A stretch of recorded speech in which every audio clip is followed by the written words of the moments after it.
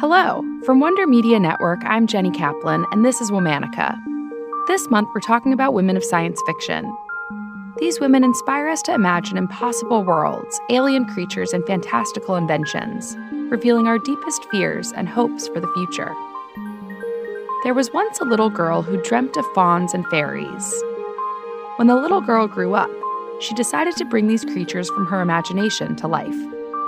She became a sculptor and a revered artist, known as the Mother of Yoda. Please welcome today's Womanican, Wendy Froud. In 1954, Wendy was born in Detroit, Michigan. She grew up surrounded by artists. Her father was a sculptor and her mother was a painter. They encouraged Wendy to let her imagination run freely. After all, she was named after Wendy from Peter Pan. Wendy and her mother would spend their time outside creating fairy gardens. At 5 years old, Wendy made her first doll. The ones that came with her dollhouse felt unexciting and too real. She wanted dolls like the characters from the stories her mother read to her, stories full of centaurs and fauns and other fantastical creatures. Wendy took her knack for art and went on to study at the Center for Creative Studies in Detroit. She graduated in 1976. When she was 24 years old, Wendy moved to New York with plans to pursue her dreams while waitressing. But her dreams arrived so quickly that she was able to skip a job hunt. Nearing her first Christmas in New York, Wendy exhibited some of her dolls and puppets at a small show. One of those dolls was bought, packed up as a Christmas gift, and presented to Jim Henson, the creator of the Muppets. Impressed by her skills, Jim called her.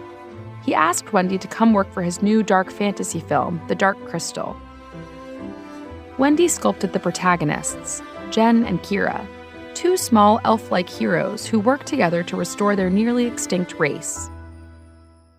Wendy's ability to pick up new skills in the arts, along with her success sculpting Jen and Kira, helped Wendy become Jim Henson's right hand. When creating a doll, Wendy's process comes to an end when the magical creature decides so. Wendy once said of her dolls, "They don't have the appearance that you want them to have, but the one that they want. It's as if, in a way, they were alive in another world that I take them from." For Wendy, The Dark Crystal was the start of more than her career. It was on the set of the film that she met Wendy Froud, an illustrator and designer for Jim Henson's company. Wendy and Brian married soon after they met. On Jim Henson's recommendation, Wendy was recruited to the 1980 set of the Star Wars film The Empire Strikes Back. There, Wendy found herself tasked with creating a certain long-eared green Jedi Master. Do or do not. There is no try. She formed Yoda's 2 foot 2 inches tall body out of sheet foam and modeled his hands and feet. Wendy is also credited for developing the technique used to operate Yoda's ears.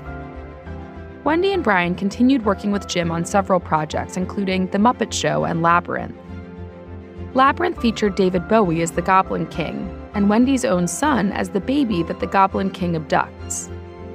During this time, Wendy and her team broke new ground in puppetry by figuring out how to change puppets' facial expressions using radio-controlled technology. But these movies and their pioneering techniques took time and money. Henson Studio projects spent months experimenting and building creatures before film scripts were even finished, something that would doubtfully happen now. After Labyrinth, Wendy retreated from the movie scene. During the 1990s and early aughts, CGI became more advanced, and studios stopped turning to puppeteering. For quite a while, nothing was happening, Wendy said of this break. But now, I think audiences are realizing CGI can't achieve everything. There's a renaissance in the craft and desire for puppetry again. In 2016, she returned her projects to the screen for the film 4 Kids and It. And again in 2019, Wendy worked alongside her husband and their son on the Netflix prequel to the movie that jump-started her career, The Dark Crystal: Age of Resistance, 37 years after the original. The series won an Emmy. Just days after the award ceremony, Netflix announced they were canceling the series. Regardless of the highs and lows of the puppeteering industry and films, Wendy has remained authentic to her craft out of love for what began her career, magical creatures. She said, "One of the most tragic moments in my life in my early teens was the realization that I was too old for Peter Pan to return for me. But now I create the magic. I am Peter Pan. I'm Tinkerbell. I'm Wendy, and I love that idea." Wendy and Brian have been together for 44 years and continue living in a farmhouse in the English countryside. They have separate studios where they practice their craft and collaborate.